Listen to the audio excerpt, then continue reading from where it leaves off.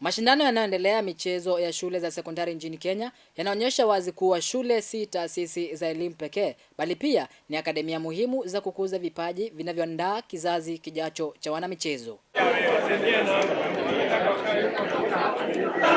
Kote nchini, wavulana na wasichana wanaonyesha uwezo wa hali ya juu katika soka pamoja na ari, nidhamu na vipaji vya kipekee.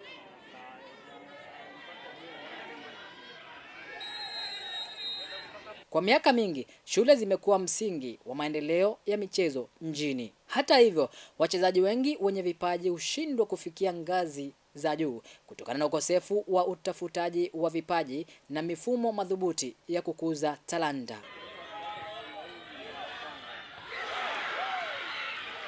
Mashindano haya yanaonyesha umuhimu wa serikali na shirikisho la soka Kenya kuimarisha utambuzi wa vipaji kwa kushiriki kikamilifu katika kusaka vipaji kwenye mashindano ya shule na kuanzisha programu za maendeleo zilizo na muundo maalum.